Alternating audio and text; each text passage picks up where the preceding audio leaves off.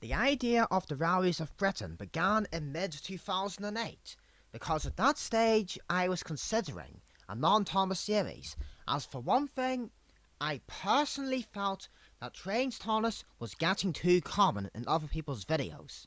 However, it was mainly because I wanted an opportunity to write my own stories and develop my own characters, and to finally have a chance to use content that I never would have had the chance to use in a Trains Thomas video. Indeed, a lot of ideas had crossed my mind during the earlier days of YouTube, but after seeing videos from users such as Samarsky, it enhanced my notion further to use non-Thomas content, and even though his series uses real models as opposed to Trains content, I could still relate to using non-Thomas stuff, and I kept thinking, why should every single Trains episode be about Trains Thomas? Users like Samarsky proved a good series doesn't have to use Thomas characters. I had no idea what I was going to call the series at the time, or whether or not I was really going to go through with it, but it was worth a try. In early 2009, I began to write the very first draft for episode 1, but the first draft was dropped, as I didn't think it would work for the first episode, so I started another draft not so long after. At long last, in June 2009, I announced the series, and because I was aware of users that were interested in my projects, I made the decision to have a cast, since it was a great opportunity to include them in my projects, and finally give them a chance to get involved. For so long the idea had been kept a secret. Like my Thomas episodes, the Rallies of Britain appeared suddenly. Nobody expected me to do it. Though I have no problem admitting, I might have told a couple of people about it before I actually made the announcement. With all the experience I've had with my Trains Thomas videos, getting the series into gear would not be that difficult, as I knew exactly what to do when it came to editing among other things. So, my main concern was how viewers would react to episode 1, as it was the very first time I had written and adapted a story to YouTube. When episode 1 was uploaded, people liked it, and I could not have picked a better cast. They all fitted their roles so well. And it was great to work with users such as Sodorproductions, who was well known for voicing the B-12. Speaking of the B-12, he was originally supposed to be an A3, but I decided instead it would be better if a character like that could do mixed traffic work, as I wanted him to be able to pull goods and passengers. And there's another reason, but I'll let you find out later on in the series. It's hard to believe the Rallies of Britain owes its beginnings to the very first Thomas episode I made. Oh, I know those engines are like upside-down bathtubs, not a good and proper shape like our A4s. When it comes to speed and luxury, you can't compete with us. Frank, you sort of point at the obvious. You're not familiar to me either. What is your name? Don't blow your stack already. I just love this with you. I'm Tom. I used to work at a yard in Glasgow. Nice to meet you, or what's left of you. Oh, for goodness sake, there's no way we'll be able to get the train to Brighton now. Actually, we might be able to. Lord Ratmore, do you think you'll be able to pull the train with one cylinder? If you don't think you can, we'll arrange for another engine to help you to Brighton. But that could take hours. Yes, I won't let the passengers down, and at least we'll save time.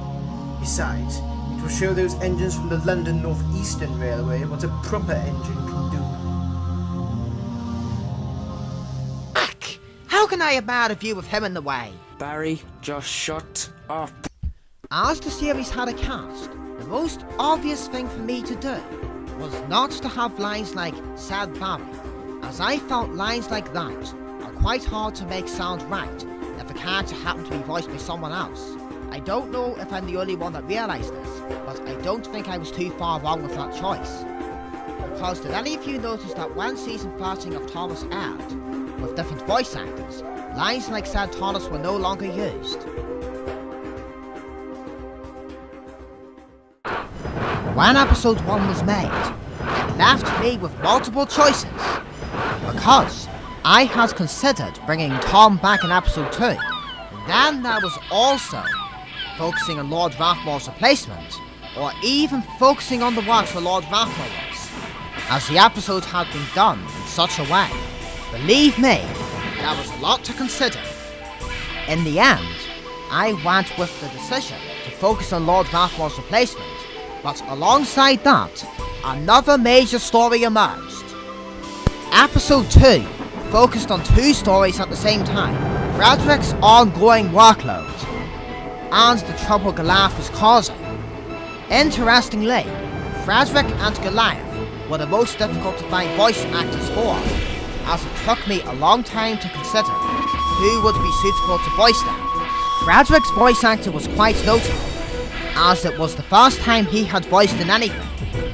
I ultimately chose Knapford Harbour to voice Frederick, as I remember him expressing interest in being Gordon in that Strange Thomas film I had announced a long time ago, as I knew he would be interested in being part of this. Despite the future of the Strange Thomas film being uncertain, it ultimately led to him voicing a major character in the Valleys of Britain, and I could not have made a better choice. Amazing how something I remembered from so long ago led to this. We don't want World War II starting at our harbour. Thanks, Frederick. I'll keep that in mind. Well, it was nice seeing you all. Things like this happen once in a blue moon. Remember, the replacement will be pulling the express for at least a week. Maybe longer until Lord Rathmore gets back. You probably won't see him today since he's away with the express. Hopefully his entire stay if we're lucky. Barry's quite the mouthpiece, isn't he? You should look beyond your mirror for once. Anyway, it's time for me to collect my train. And I thought your carelessness was your most pivotal character trait. It looks as though your incompetence exceeds even that. Come on, work harder. It's your train too. Come on, come on, come on. Goliath was a resurrection of a character I had planned on including in the original draft of episode 1, but he was quite different by contrast. The character in the first draft of episode 1 was also a Royal Scot, but he had a different name. Goliath was a lot more aggressive than his original counterpart, as his original counterpart considered tank engines inferior, while Goliath was capable of showing hatred for almost anything he came across. Oh, and yes, I thought Goliath's counterpart felt too Thomasy. You know, the whole tender engines don't shunt thing? Yeah, that's more or less one reason why I chose not to adapt the original draft of episode 1. Even so, I still liked the original story in the first draft.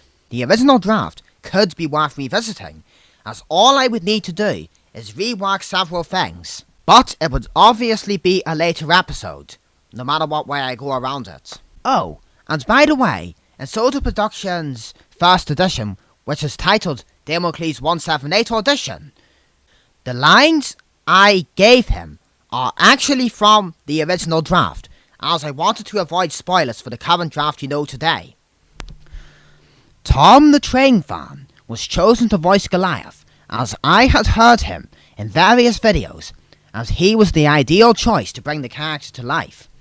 As mentioned, Goliath was very difficult to find a voice actor for, as I was not sure what I wanted him to sound like. And I wanted Goliath to have a different feel from Lord Rathmore and the B-12, both of which can be quite arrogant at times, especially the B-12. And this was further complicated by the fact Goliath was also going to be arrogant. Tom the Train Fan had also been watching the Valleys of Britain. There was no doubt the role would suit him well, and Goliath now had a voice that sounded arrogant and quite antagonistic to his peers. And Tom the Train Fan had done a fantastic job with him. Tom the Train Fan also voiced the Railway Inspector, who played a large role in episode 2 as well. Oh god, is it too much to ask for to get some sleep around here? You're also pitifully weak. I reckon it took 3 of you to get the coaches to the platform. What tripe? What have you got against us anyway? I would expect this from an LDR engine, but not from one of our own. How typical. Must you compare me to a railway I resent? Then again, considering what a dreadful place this is, it's no surprise you engines are... That's enough, Goliath. The day's going to be long enough without you adding extra hours to it. I've enough to worry about without listening to you go on about how perfect you are. I never said I was perfect, but considering you're all probably too tired to think properly, it's excusable. Wouldn't you agree? Any other made-up stories you wish to share? Well, we can't be certain, but if it is the case, we're going to have to try and change how much work he has to do. Hopefully it's as simple as that, but what I have in mind might affect another engine, because none of Frederick's work can disappear just like that. To tell you the truth, I didn't think I would be able to talk about the railways of Britain for this long, as there's only 2 episodes at the minute. But even so, they are big projects.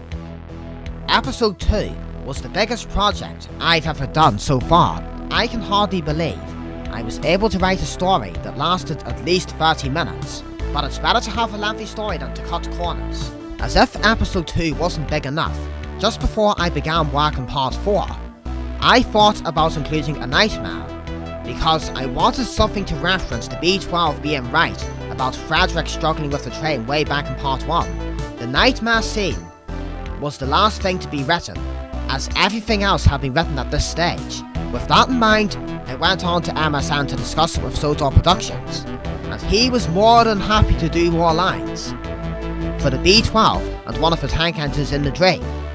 He also added the voice echo effects to both my lines and his as my request, which certainly helped to create the nightmarish atmosphere, and I am very grateful he did this.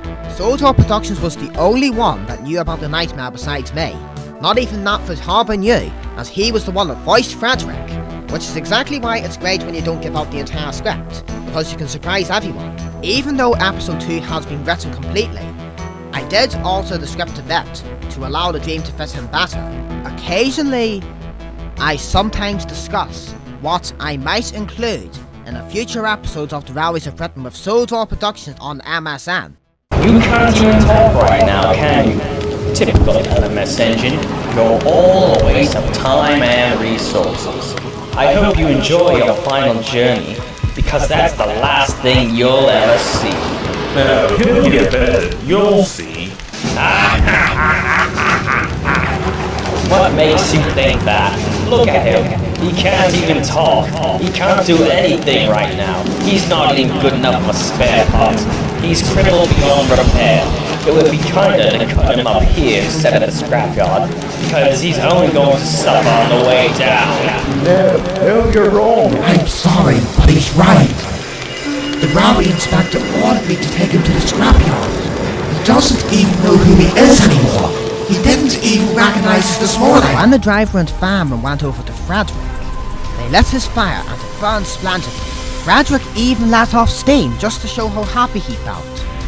Even though Frederick always had a positive outlook in life, the dream he had made him appreciate it even more.